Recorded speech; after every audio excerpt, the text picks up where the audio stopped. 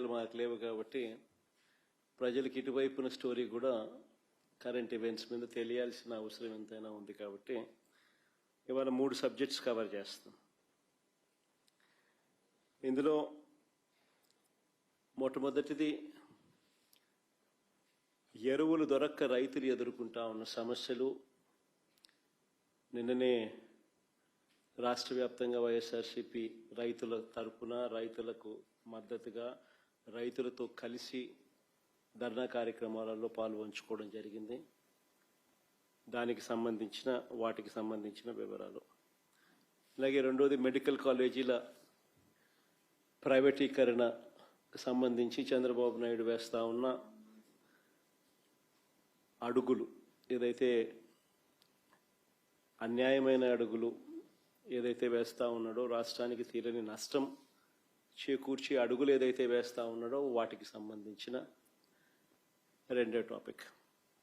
ఇంకా మూడో టాపిక్ అంటే ఇంకా ఇవాళ అనంతపురంకు ఆయన పోతా ఉన్నాడు కదా.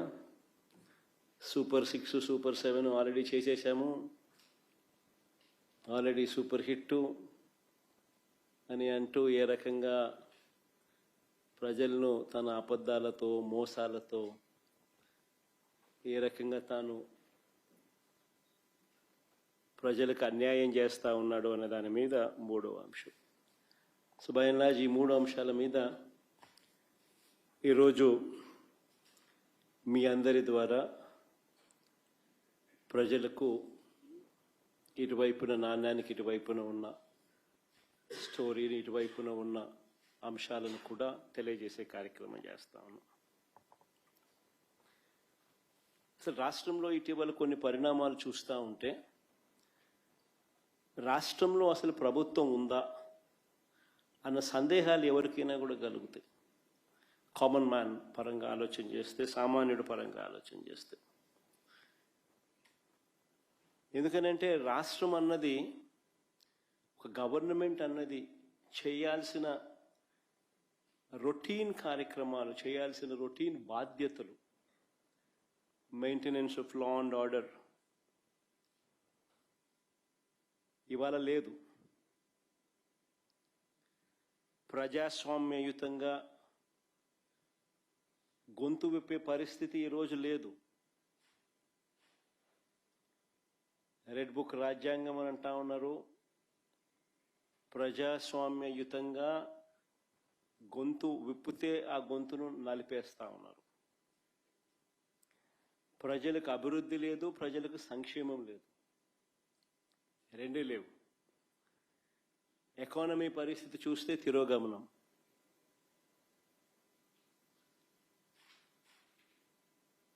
దేశంతో కంపేర్ చేస్తే రాష్ట్ర ఎకానమీ తిరోగమనంలో ఉంది. ప్రజలకు అందుబాటులో ఉండాల్సిన ఏ ప్రభుత్వమైనా ప్రజలకు తన కనీస ధర్మంగా అందుబాటులో ఉంచాల్సిన విద్య, వైద్యం, వ్యవసాయం ఈరోజు ప్రైవేట్ వ్యక్తుల దోపిడీకి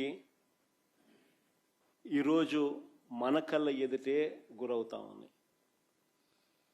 ఇవన్నీ ఒక రాష్ట్ర ప్రభుత్వం కనీస బాధ్యతలు ఇవన్నీ. కానీ అన్ఫార్చునేట్గా కనీస బాధ్యతలు కూడా ఈరోజు రాష్ట్ర ప్రభుత్వంలో కనపడని పరిస్థితులు. అందుకని అడుగుతా ఉన్నాం, అసలు ఈ రాష్ట్రంలో పాలన అనేది సాగుతూ ఉన్నది ప్రజల కోసం సాగుతూ ఉందా, లేకపోతే దోపిడీదారుల కోసం ఈ పాలన సాగుతూ ఉందా అన్నది నిజంగా అర్థం కాని విషయమే. ఒక క్వశ్చన్ మార్క్.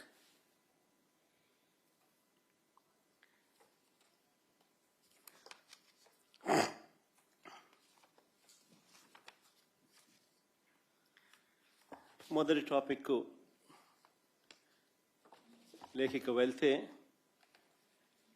రైతులకు అందాల్సిన ఎరువులు బ్లాక్ మార్కెట్ చేస్తూ ఈరోజు స్కాములు కనిపిస్తూ ఉన్నాయి.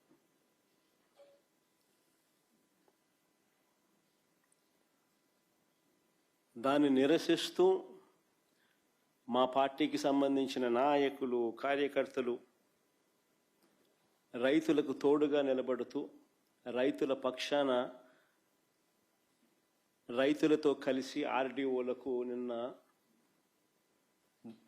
అర్జీ ఇచ్చే కార్యక్రమం చేశారు. ఆశ్చర్యం ఏమిటనంటే రైతుల తరపున మేము చేసే ఈ కార్యక్రమం అడ్డుకుంటూ ఏకంగా పోలీసులు దీన్ని అనగదొక్కే కార్యక్రమం ఏ మాదిరిగా చేస్తారు అని చెప్పి చూస్తే ఆ నోటీసులు ఒకసారి చూపించండి, ఒకసారి ప్లే చేయండి ఒకసారి.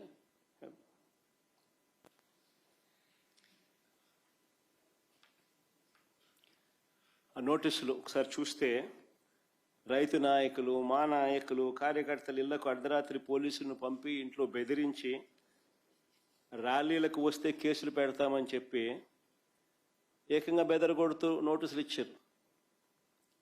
కాకాని గోవర్ధన్ సంబంధించిన కాకాని గోవర్ధన్కి ఇచ్చిన నోటీస్ అది. ఇంకా ముందుకు అమ్మ, ఇది కురసాల కన్నబాబు అన్నకి ఇచ్చిన నోటీస్ అది. ఈ పక్క లేళ్ళ అప్పిరెడ్డికి ఇచ్చిన నోటీసు, అంబటి రాంబాబుకి ఇచ్చిన నోటీసు,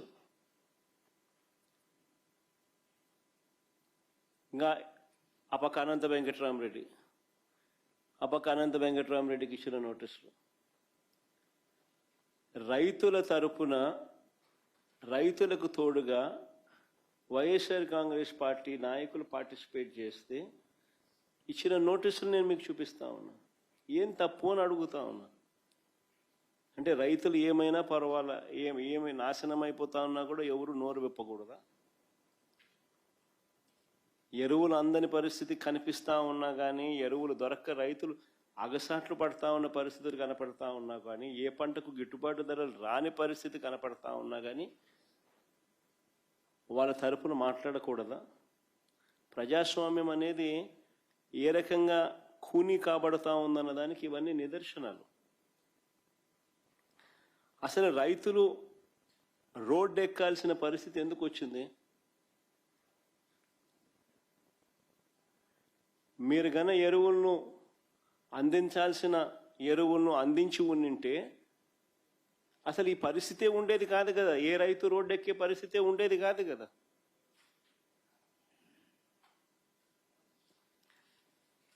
మీరు స్కాములు చేయకపోయినంటే ఎరువుల విషయంలో ఈ పరిస్థితి వచ్చి ఉండేది కాదు కదా. ఎరువుల కోసం 2 నెలలుగా రైతులు పడుతూ ఉన్న అగచాట్లు 2 నెలలుగా జరుగుతూ ఉంది. It's not something over night జరిగింది కాదు. 2 నెలలుగా ఇది కనిపిస్తూ ఉంది. 2 నెలలుగా రైతులు పడుతూ ఉన్న అగచాట్లు దీనికి సాక్ష్యం కాదా అని అడుగుతా ఉన్నా. అసలు ఇంత అధ్వానంగా ప్రభుత్వాన్ని నడుపుతా ఉన్నారు. ఎరువుల కోసం అసలు రైతులు ఎలాంటి అగచాట్లు పడతా ఉన్నారు అనేది ఒకసారి ఫోటోలు ఒకసారి చూపించమ్మా. ఒకసారి క్యూలు చూడండి ఒకసారి. రైతులకు ఎరువులు దక్కక కృష్ణా జిల్లా ఘంటసాల మండలం లంకపల్లి పిఎస్సి వద్ద కానీ మునుబొమ్మ పార్వతీపురం మన్యంలో విజయనగరం ఎస్కోటలో ఎరువుల కోసం బారులు తీరిన రైతులు, రాజంలో ఎరువుల కోసం రైతులు కొట్లాట, అనకాపల్లి తుమ్మపాలలో రాత్రి సమయంలో ఎరువుల కోసం పాటలు, రాత్రి సమయంలో తూర్పుగోదావరి జిల్లా తాళ్లపూడి మండలంలో పరిస్థితి అది, ఏలూరులో పరిస్థితి అది,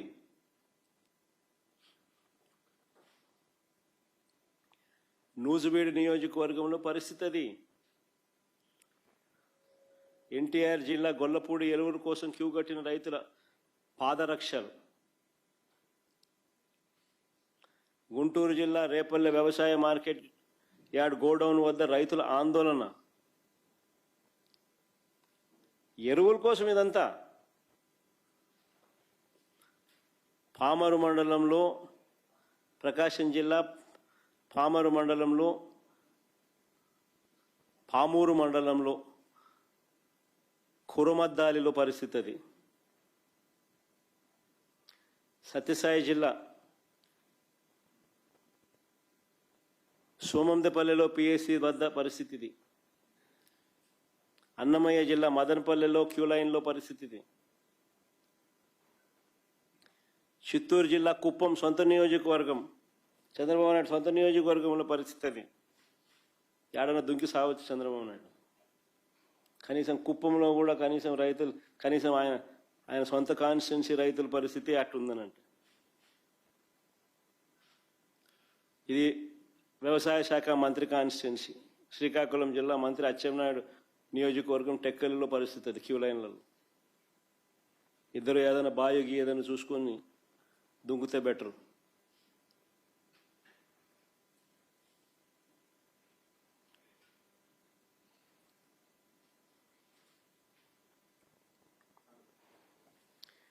నేను ఒకటే అడుగుతా ఉన్నా మిమ్మల్ని అందరినీ కూడా, అసలు మీ ద్వారా ప్రజలందరినీ కూడా ఆలోచన చేయమని అడుగుతా ఉన్నది ఒకటే. వైఎస్ఆర్సిపి పాలనలో, అంటే మా పాలనలో గతంలో జరిగిన మా పాలనలో వైఎస్ఆర్సిపి పాలనలో 5 ఏళ్లలో ఎప్పుడైనా ఎక్కడైనా రైతులు ఇలా ఎరువుల కోసం రోడ్డు ఎక్కడం ఎక్కడైనా చూశారా అని అడుగుతా ఉన్నా. Simple question. వైఎస్ఆర్సిపి 5 ఏళ్ల పాలనలో ఎప్పుడైనా ఎక్కడైనా ఇలా రైతులు ఎరువుల కోసం అగచాట్లు పడడం, రోడ్డెక్కడం ఎక్కడైనా ఎప్పుడైనా చూశారా అని అడుగుతా ఉన్నా. మరి ఎందుకు జరగలేదు? వైఎస్ఆర్సిపి ప్రభుత్వ హయాంలో ఎందుకు జరగలేదు? ఎందుకు చంద్రబాబు నాయుడు గారి హయాంలో మాత్రమే ఎందుకు జరుగుతూ ఉన్నాయి? అదే ముఖ్యమంత్రి పదవే కదా. అప్పుడు జగన్ ఉన్నాడు, ఇప్పుడు చంద్రబాబు ఉన్నాడు. అదే ముఖ్యమంత్రి పదవే, అదే అధికారులే. అప్పుడున్న అధికారులే, ఇప్పుడు కూడా అధికారులే, అదే అధికారులే. మరి ఎందుకు ఈ పరిస్థితి? ఇప్పుడు ఎందుకు ఆ పరిస్థితి ఉంది, అప్పుడు ఎందుకు ఆ పరిస్థితి లేదు?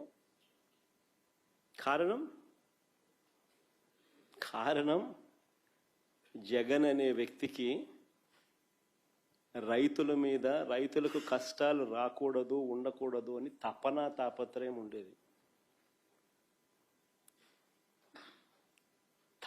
తాపత్రయం ఉండి రైతులకు మంచి చేయాలి, రైతులకు మంచి జరగాలి అనే ఆలోచనలో ఉంటే ఇలాంటి పరిస్థితులు ఉండవు. అది తేడా.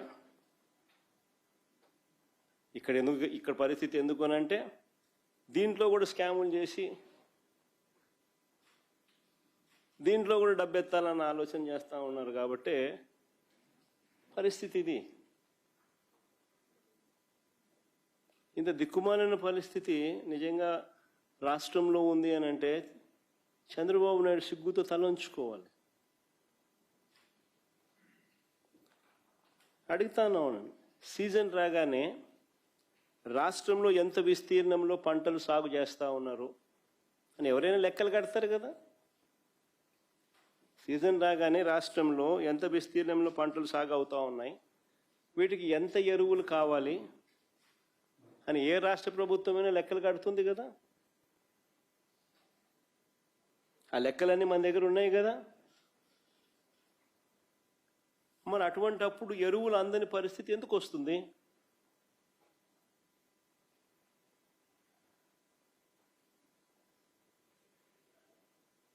మొన్న ముఖ్యమంత్రి స్టేట్మెంట్ చూశాను, నేను ఆశ్చర్యపోయినా. నేను ముఖ్యమంత్రి గారు అన్న స్టేట్మెంట్, ఈ ఖరీఫ్లో 6,65 లక్షల మెట్రిక్ టన్నుల యూరియాను నేను సప్లై చేశామని, గత సంవత్సరంతో పోలిస్తే 97,000 టన్నులు అధికంగా ఇచ్చామని ముఖ్యమంత్రి స్టేట్మెంట్ ఇది.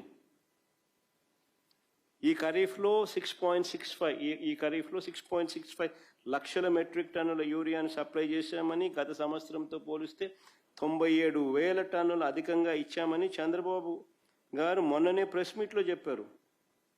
ప్లే చేయమ్మది ఒకసారి ఆయన అన్న మాటలు కూడా. దగ్గర 3 లక్షల టన్నులతో ఓల్డ్ బ్యాలెన్స్ ఉంది. దాని దాంతో కలిపి ఇప్పటికి 6,65,000 మెట్రిక్ టన్నులు యూరియా అందుబాటులో పెట్టాం. గత సీజన్తో పోల్చుకుంటే ఈ రోజు ఈనాటికి 97,000 మెట్రిక్ టన్నుల యూరియా అధికంగా సరఫరా చేశాం. రైతులకు ఈ మొత్తం యూరియా కూడా చేరింది.